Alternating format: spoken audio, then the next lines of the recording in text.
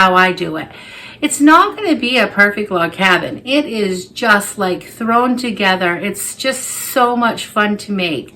I've chosen brown. I have a big container of brown scraps I'd like to just use. Just cut some 9.5-inch squares out of any kind of fabric that I have leftovers. Even things that I don't really love, I'll use that as my foundation. A Creative Grid 8.5-inch ruler. I just like 8.5-inch blocks when they're finished. And I always have, of course, your sharp scissors, nice blade in your rotary cutter.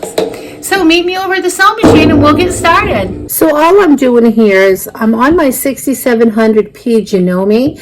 I've got white Orful thread in, and I've got, I'm going to use white. I can use any color really, just because it's going to not be seen. So I do love Orful thread. All I'm going to do is I'm going to reach into my scrap bin right here to my right.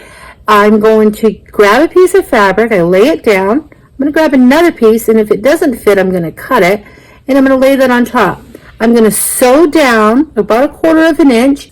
So then I'm going to open it up, and I'm going to finger press. And I'm going to start out with finger press, and in just a little bit I'm going to move over here to my iron, in which I'll show you. So then what I'm going to do is I'm just going to turn this. And again, this is just so simple. And you can turn it when you want to. It doesn't even have to be log cabin style. I just said that because that's like the idea of it. So here's what I'm going to do. I'm just going to grab another piece of scrap.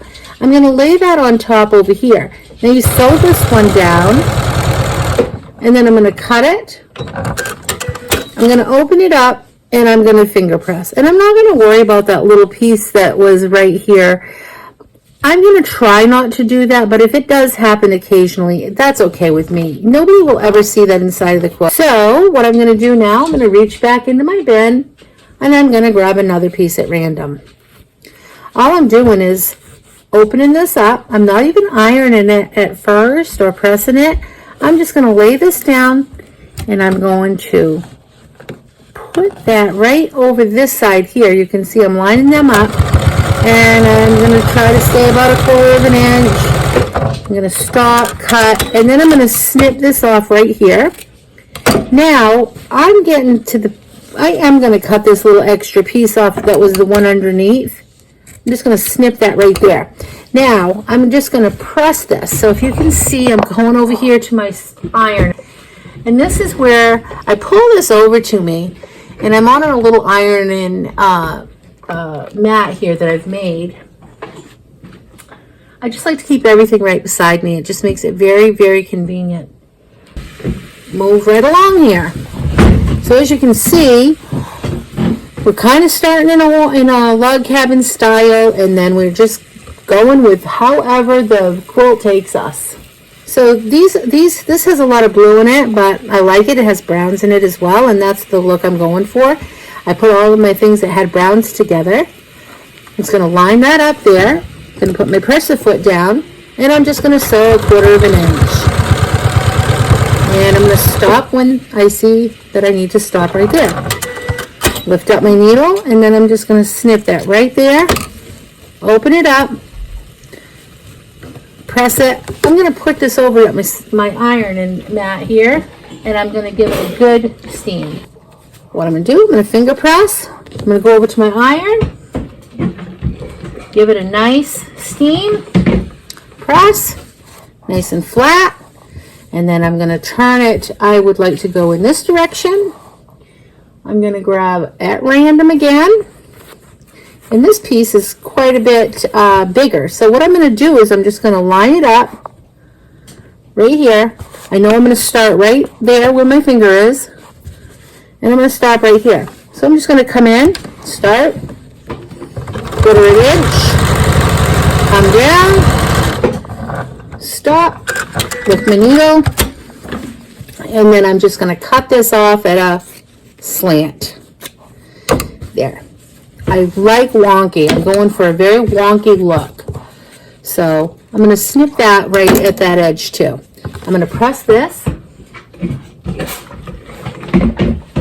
And we're going to keep moving along here. So I think I'd like to come up in this direction. I think I like this color right here. And I'm gonna, if you can see, I'm coming over those. I'm gonna come down at a little wonky angle, and I am going to stitch. Now this is extremely wide. This isn't, I'm not going to keep it that wide.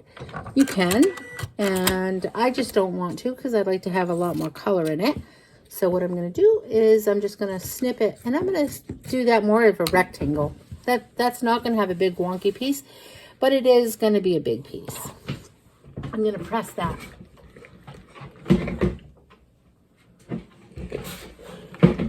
All right, now what we're going to do, I think I'd like to come at this angle, and I think we're going to use this nice wide one, this nice wide scrap.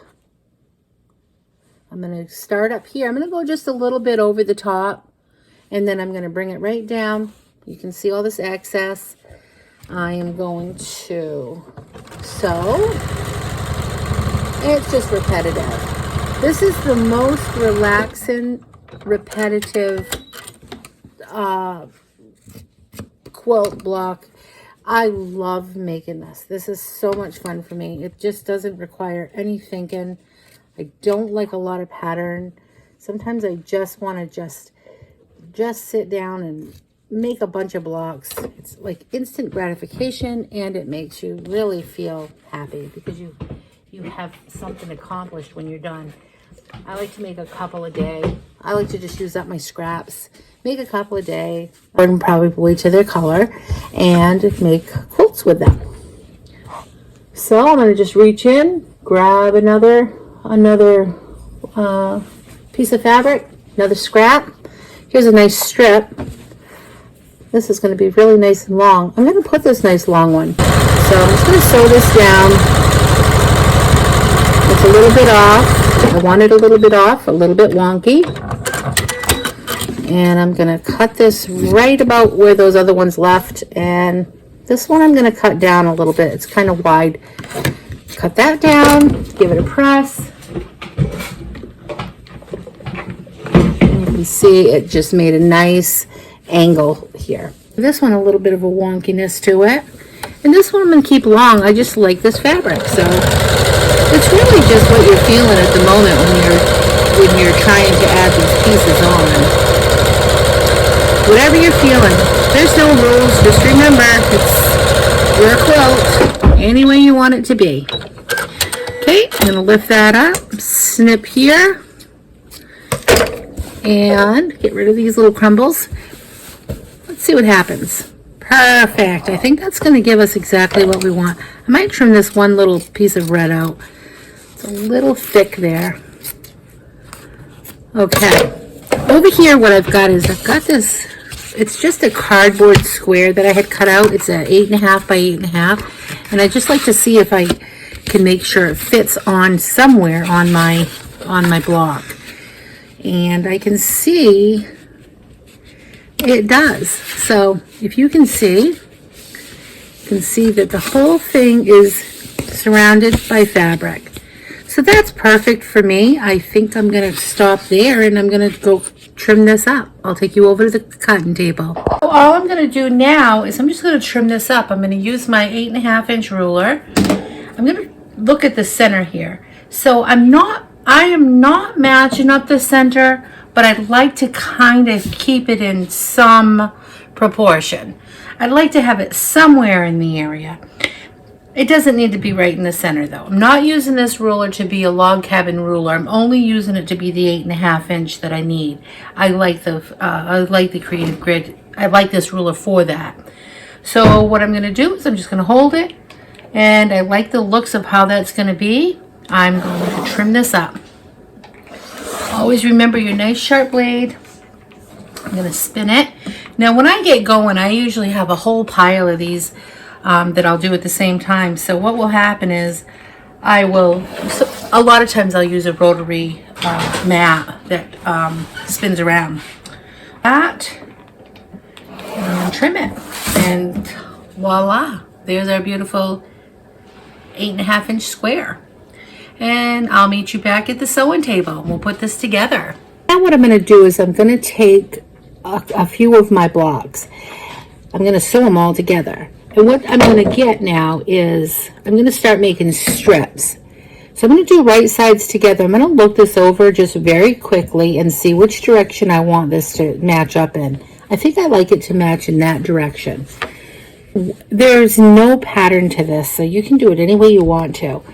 So I'm just going to take this. I'm going to sew my 1/4 of an inch seam. I'm going to go down, sew this all together, matching up the corners here. Sew that down. I'm going to do this to all of them.